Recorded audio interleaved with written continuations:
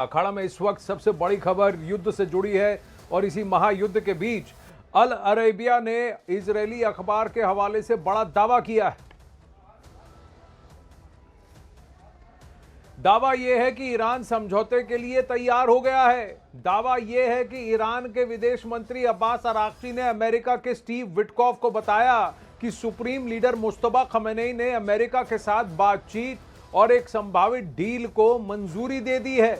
यह दावा ऐसे समय में आया है जब ईरान और अमेरिका के रिश्तों में लगातार तनाव बना हुआ है।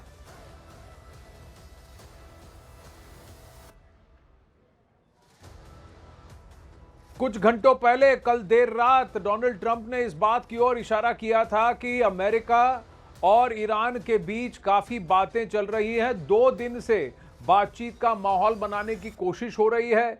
हाँ, हालांकि उन्होंने मुस्तफा खमेनी को आधिकारिक तौर पर रिकॉग्नाइज नहीं किया, लेकिन अब बताया जा रहा है कि ईरान की तरफ से भी बातचीत के लिए हामी भर दी गई है।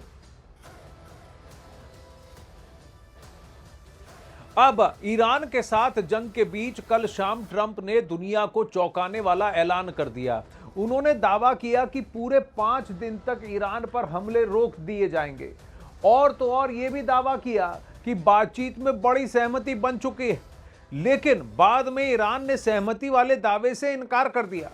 अब क्या डोनाल्ड ट्रंप ने ईरान के खिलाफ मिशन इम्पॉसिबल छेड़ दिया है? 5 दिन की डेडलाइन के बाद क्या होगा अगर बात नहीं बनती, या फिर यह सिर्फ दबाव बनाने के लिए एक नया गेम प्लान है? क्या ट्रंप के दबाव के आगे ईरान झुकेगा? क्या बेंजामिन नेतन्याहू डोनाल्ड ट्रंप को युद्ध से पीछे हटने देंगे?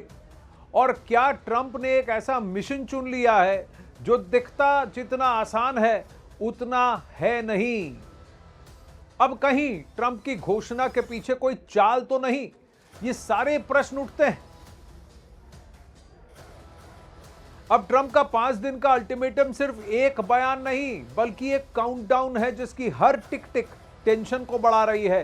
कहीं ये कोई नया ट्रैप तो नहीं? ये भी एक बहुत अहम प्रश्न है।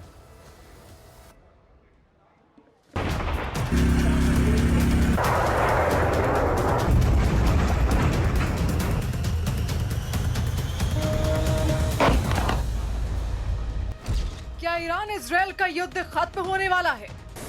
We are in the throes of a real possibility of making a deal, and I think युद्ध खत्म करने के लिए किससे बात कर रहे हैं Trump? if I were a betting man, I'd bet for it. But again, I'm not guaranteeing anything. They want to make a deal very bad. कौन है ईरान में ट्रंप का Ayatollah? Ayatollah, whoever the Ayatollah is, whoever the next Ayatollah. Look, and there'll also be a form of a very serious form of a regime change.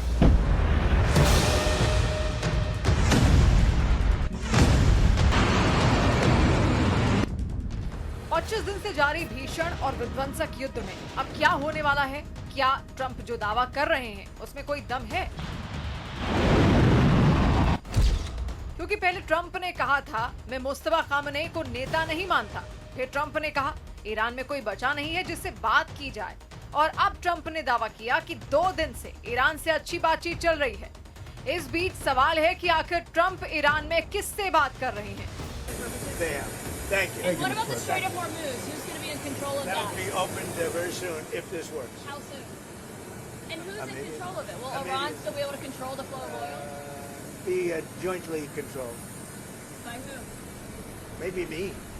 Maybe me. You want the United States to be in Me control? and the Ayatollah, whoever the Ayatollah is, whoever the next Ayatollah. Look, and there'll also be a form of a very serious form of a regime change. Now, in all fairness, everybody's been killed from the regime. They're really starting off. There's automatically a regime change. But we're dealing with some people that I find to be very reasonable, very solid. The people within know who they are. They're very respected. And maybe one of them will be exactly what we're looking for. Look at Venezuela, how well that's working out. We are doing so well in Venezuela with oil and with the relationship between the president-elect and us. And maybe we find somebody like that in Iran. क्योंकि Trump ने जो बयान दिया उसमें उन्होंने Ayatollah का जिक्र किया। अब सवाल है कि आखिर ईरान में ट्रंप का अयातुल्ला कौन है जिससे वो बात कर रहे हैं।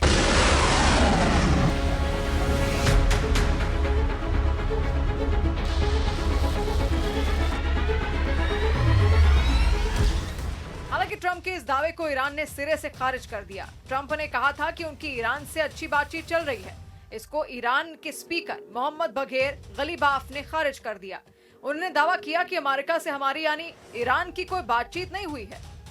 इस बीच ट्रंप ने यह भी दावा किया कि हम ईरान के एक शीर्ष नेता के संपर्क में हैं, जिस पर ईरान ने दावा किया कि ऐसा कुछ नहीं है। ट्रंप केवल बाजार में संतुलन बनाए रखने के लिए इस तरह के बयान दे रहे हैं।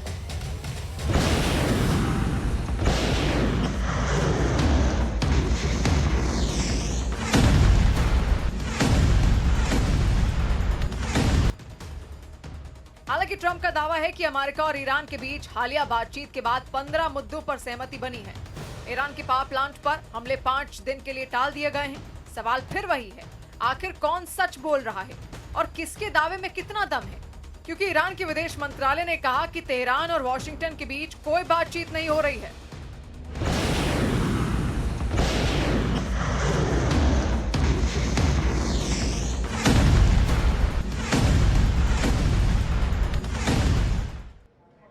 अब उधर ट्रंप के ऐलान से ऐसा लगा कि सीज फायर का फॉर्मूला निकल चुका है, लेकिन कुछ ही घंटे में ईरान ने इस दावे की हवा निकाल दी। ट्रंप ने कहा कि ईरान से अच्छी बातचीत चल रही है, लेकिन ईरान साफ साफ बोल गया कि कोई बातचीत नहीं हुई है। इसी पोस्ट में ट्रंप ने कहा कि जल्द डील हो सकती है, लेकिन ईरान बोला कि यह फेक न्यूज है।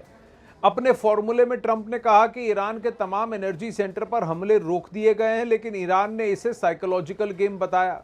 ट्रंप ने सबसे बड़ा ऐलान किया कि अगले 5 दिन के लिए हमले टाल रहे हैं, जबकि ईरान को यह ना सिर्फ नैरेटिव बनाने वाली कोशिश लगी। अब ईरान जंग के बीच अचानक 5 दिन के युद्ध विराम का ऐलान ट्रंप की कूटनीति को लेकर कई सवाल खड़े कर रहा है। ट्रंप ने हॉर्मूज पर ईरान को दिए हैं 48 घंटे के अल्टीमेटम के बाद हमले टाल दिए, जिसने न केवल पूरी दुनिया हैरान है, बल्कि सवाल ये उठ रहा है कि क्या ट्रंप ने इस नए प्लान से बात बनेगी या फिर धोखा होगा, क्योंकि 25 दिन बाद भी ट्रंप ईरान से हॉर्मूज स्ट्रेट नहीं खुलवा पाए हैं। ऐसे में प्रश्न ये है कि क्या वे ईरान को 5 दिनों की मोहलत वाली कूटनीति काम आएगी, क्योंकि अचानक ट्रंप के 5 दिन युद्ध विराम के ऐलान से नेतन्याहू भी हैरान है कि वो साफ कर चुके हैं कि इजराइल रुकने वाला नहीं है। या फिर सवाल ये भी है कि क्या ट्रंप इन 5 दिनों में तेजी से गिरते बाजार को उठाने के लिए ब्लैक गेम खेल रहे हैं या ब्लफ गेम खेल रहे हैं, क्योंकि ट्रंप के ऐलान के बाद कच्चे तेल में भारी निवेश और बाजार में उछाल भी देखने को मिला है। ये एक मास्टर स्ट्रोक भी साबित हो सकता है कि किसी तरह तेल के दामों को 115-118 डॉलर प्रति बैरल से सीधा 99 रुपए प्रति बैरल पर लाके गिरा दे। अब इसी सवाल में यह भी सामने आता है कि अगर 5 दिन बाद भी ईरान ने सरेंडर नहीं किया और हॉर्मूज नहीं खुला, तो क्या ट्रंप ईरान से समझौता करेंगे या फिर कोई नया प्लान है, क्योंकि ट्रंप के ट्रूप्स अभी भी बढ़ रहे हैं भारी तादाद में हॉर्मूज स्ट्रेट की ओर।